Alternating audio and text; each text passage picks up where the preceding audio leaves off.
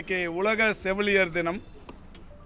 செவிலியர்களின் முன்னோடியான Florence Nightingale அம்மையாரின் பிறந்த நாளான ஒவ்வொரு மே திங்கள் 12ஆம் தேதியும் ஆண்டுதோறும் சர்வதேச செவிலியர் தினமாக கொண்டாடப்பட்டு வருகிறது.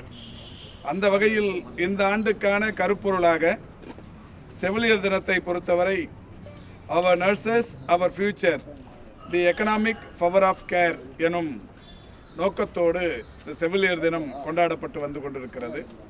அந்த வகையில் நம்முடைய தமிழ்நாடு அரசு நர்சுகள் சங்கத்தின் சார்பில் அதனுடைய நிர்வாகிகள் இன்றைக்கு நம்மை சந்தித்து குறிப்பாக திமுக அரசு பொறுப்பேற்றதற்கு பிறகு செவிலியர்களுக்காக தொடர்ந்து தொண்டாற்றி வருகிற மாண்புமிகு முதல்வர் அவர்களுக்கு நன்றி தெரிவிக்கிற வகையில் தங்களுடைய வாழ்த்துக்களை பகிர்ந்து கொண்டார்கள். இந்த அரசு பொறுப்பேற்றதற்கு பிறகு செவிலியர்களின் பல்வேறு கோரிக்கைகள் நிறைவேற்றப்பட்டு கொண்டிருக்கிறது. 90% மேலான கோரிக்கைகள் முழுமை பெற்றிருக்கிறது. குறிப்பாக இந்த அரசு பொறுப்பேற்றதற்கு பிறகு ஒரு 1412 ஒப்பந்த செவிலியர்கள் பணியில் அமர்த்தப்பட்டிருக்கிறார்கள்.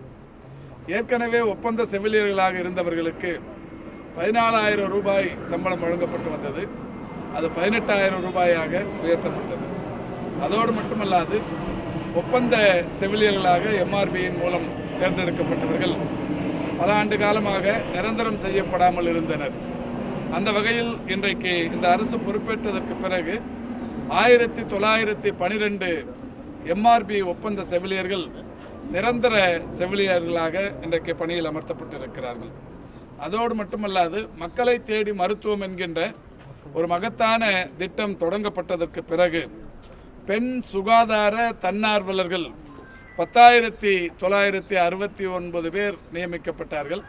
நியமிக்கப்பட்ட நாளிலிருந்து பார்ட் டைம், அதாவது பகுதி நேர பணியாளர்கள் என்கின்ற வகையில் அந்த மக்களை தேடி மருத்துவத்தில் நியமிக்கப்பட்டவர்கள் அவர்களுக்கு படிப்படியாக இன்றைக்கு சம்பளம், அதாவது அவர்களுடைய ஊக்கத்தொகை, சம்பளம் என்று சொல்வதை காட்டிலும் ஊக்கத்தொகை உயர்த்தப்பட்டு 5,500 ரூபாய் வழங்கப்பட்டு கொண்டிருக்கிறது. அந்த வகையில் 10,969 பேர் பயன்பெற்றிருக்கிறார்கள்.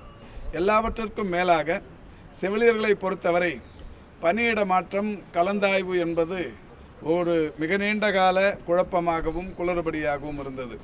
அதற்கு தீர்வு காண்கிற வகையில் இன்றைக்கு நம்முடைய அரசு பொறுப்பேற்றதற்கு பிறகு மாண்புமிகு தமிழ்நாட்டின் முதலமைச்சருடைய வழிகாட்டுதலின்படி கடந்த 3 ஆண்டுகளில் 9,535 செவிலியர்கள் கலந்தாய்வின் மூலம் அவரவர்கள் விரும்புகிற இடங்களுக்கு பணிகளுக்கு சென்றிருக்கிறார்கள்.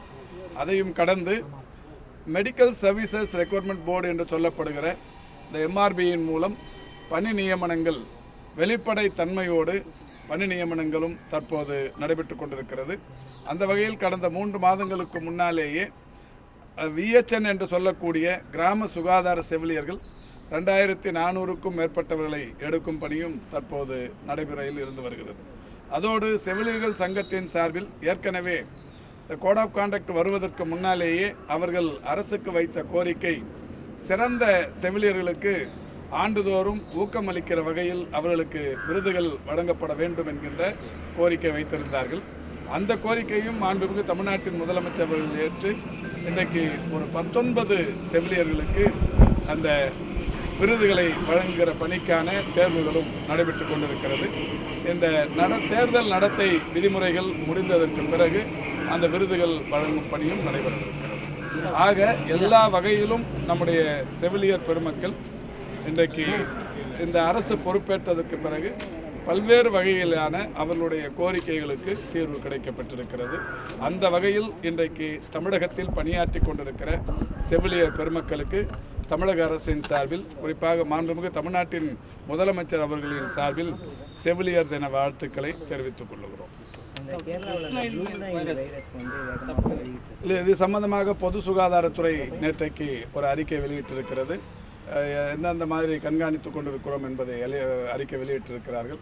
எல்லாத்துக்குமே காரணம் இந்த கொசு. இந்த கொசுக்களினால் பரவுகிற இந்த நோய்களிலிருந்து நம்மை காத்துக்கொள்வதற்கு நாம் இருக்கிற வீடுகளை சுத்தமாக வைத்துக்கொள்வது, வீடுகளை ஒட்டி தேவையற்ற நிலையில் தேங்கி நிற்கிற தண்ணீரை அப்புறப்படுத்துவது, இதை நாம் தொடர்ச்சியாக கண்காணிக்க வேண்டும்.